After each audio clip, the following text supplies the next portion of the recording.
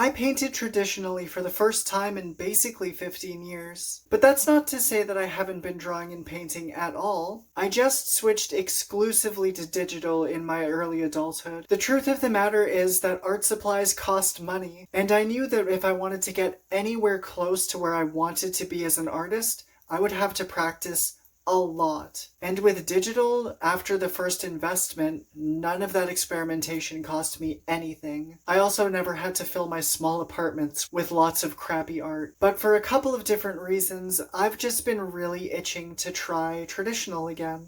And I thought I would ease myself back into it with a simple painting. I wanted to try out this neon effect that I've seen around, and I'm sure you've seen something similar before, but I thought something that was this simple and procedural and straightforward would be a perfect way to ease back into traditional stuff. So after spending a bunch of time on Pinterest trying to get inspiration, I moved on to sketching. And even though my final process is going to be traditional, I did this sketching phase digitally. It's just nice to have unlimited freedom when you're experimenting. And with my references at my side, I was actually able to sketch something out really quickly. Granted, I'd already warmed up for the day, so I'm sure a lot of this was because I was already loose and in the flow. But yeah, drawing out this design was really straightforward and gave me high hopes for the final product. And with my design in hand, it was time to move on to the physical stuff. I got my hands on some tall canvases, and the first thing to do was to paint the whole thing black. If I was going to do this again, which I might,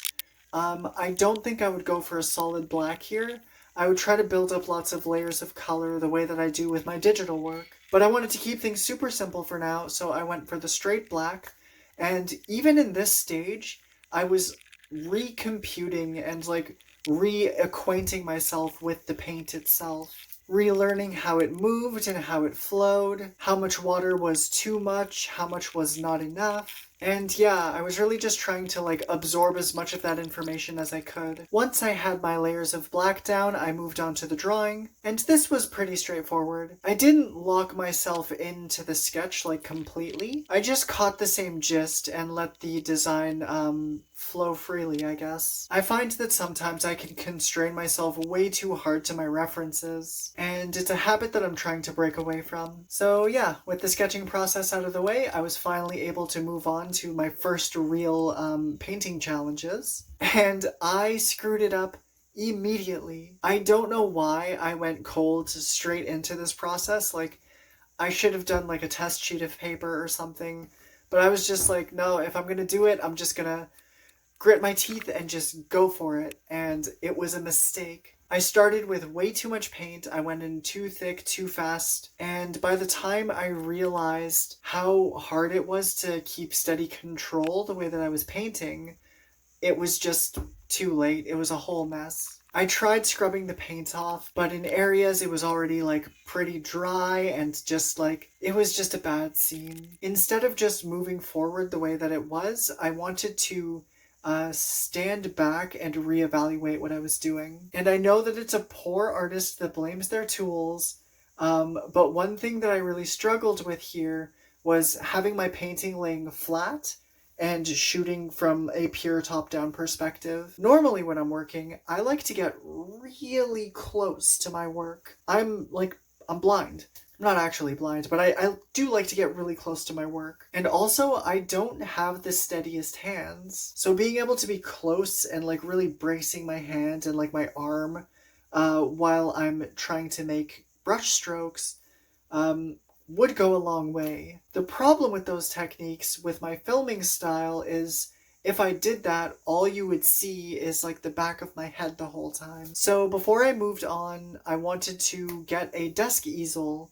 So I made one, but that's a whole other video. I'll link to it above and below. With my new desk easel in hand, I got back to work. I started on a fresh canvas. I'm using the old one to test and make my mistakes on before I move on to my real canvas. But yeah, with this new one, it was the same thing again. I painted it black, sketched the design onto it again, and got back to work painting. And this time went so much better. I did have a bit more experience with the paint, but having a second canvas to experiment on and to really kind of get how much paint was loaded into my brush and how dry my brush was, and all of that stuff calibrated makes a huge difference. I still did a bit of experimentation on the actual canvas, but I was going into it with a lot more confidence this time. And yeah, for this neon process, the first step is to do a faded out kind of layer that kind of represents all of the light that's scattering off of the neon tubes. I wasn't 100% satisfied with my process here. I really thought I would have been more capable of getting smooth gradients doing this, but I clearly still have a lot to relearn about painting in acrylic. I asked my partner to look at it and she says that it looks great, so I was kind of like trusting her, and like, I know that I can be hard on myself when I'm evaluating my artwork. So I just let myself believe her when she said that it was blended out okay. I do kind of like it, to be honest. Like, I like that it feels like in Star Wars when you see lightsabers with like unstable cores and they're like kind of like erratically glowing. It kind of looks like that, which I think is really cool. But it's definitely not the vibe I was going for, so it's hard to say. But anyways, once that first initial glow was down, it was time to move on to a more solid layer of a higher saturation, kind of in the middle of that glow. This second layer is still a little bit faded out as well, but not nearly as far, and it's just kind of blending into the previous layer. And it was at this point that it was really starting to become apparent which of my paints were like really high quality and which ones were not so great. I still have pots of paint from way back in the day when I used to paint in acrylic all the time, and all of those are surprisingly intact. They're definitely a little like dried out, like they're still like goopy, but they're more like a gel, a hard gel, than like they're the way that they were years and years ago. But I was actually able to completely restore them. I just put a bit of water into each container and just shook it up, and the water recombined, and that paint is beautiful to work with still. Some of the other colors, though, are just crappy paints acquired over the years for dumb little projects, and a lot of that stuff required so many layers just painting up, especially on this black background. The black really eats up that color when it dries, so glazing over like 5 or 6 different times was required.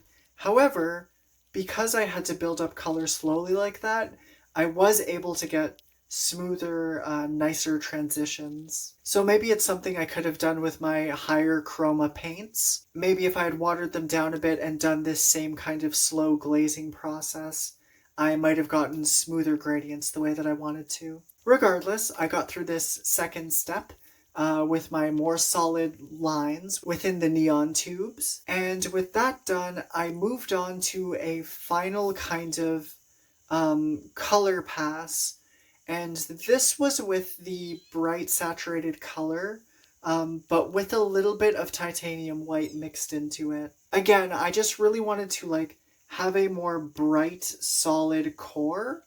And for this layer, I kept a hard edge on its boundary. So for the previous 2 layers, I was blending it out a little bit, like giving it a bit of a fuzzy glow. But this one, I wanted a stark transition, which kind of disappears in the final product now that I'm looking at it. But I think it did still add something to have that hard transition in a color still before I moved on to white. Speaking of which, that was the final step in this process. Initially, I was going to use titanium white to do this, but I opted for a white jelly roll instead. And this is my first time using a jelly roll on a painting project, of course, because I've been working digitally for all this time. But I do follow art YouTubers, and I've been hearing about this product forever, and everyone stands by it. You usually hear about, like, people doing watercolors and using this over top, but I've seen people using jelly rolls in lots of multimedia projects, and because they came so highly recommended, I was eager to try it. My partner bought these a while ago because she's also artsy.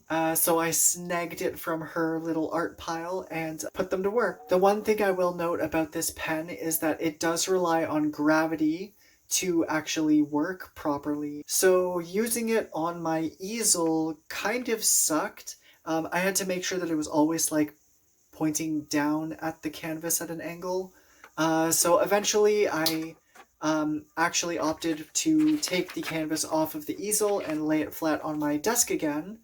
And I did the rest of it just like on a flat surface. So that way the pen was always upright and the ink flowed just fine and it worked perfectly. I guess there was one caveat. In places, I was too impatient for the paint to dry fully, and in those areas where the jelly roll was kind of drawing into and like indenting like pretty dry paint, like the paint wasn't coming up onto the pen tip, but it was still like deforming around it.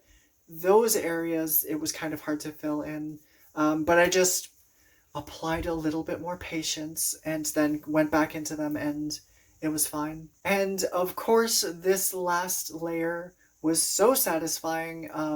It really brings the whole neon effect together. And I'm not like really reinventing the wheel here or anything. You can find lots of neon tutorials on the internet, and I've known about this kind of light painting process forever. I do it digitally on occasion. I'm not sure if I'd ever done it traditionally in the past, but I did want to try it for this project, and I think that it came out really nicely. The painting really does look like it's glowing, even with bad lighting. And yeah, that's it. Ta-da! I'm not like 100% satisfied with it, but my partner says it's good, so it must be fine, right? I don't think it's bad. Let's just say that. I definitely learned a lot doing this, and if I were to do it again, I would probably do things differently. I don't know if I'll ever do it again though, because I don't like to do the same thing more than once, but we'll see. Either way, this is how it went. My first traditional art project in a long, long time. Let me know what you think in the comments. Leave a like if you liked it, and consider subscribing.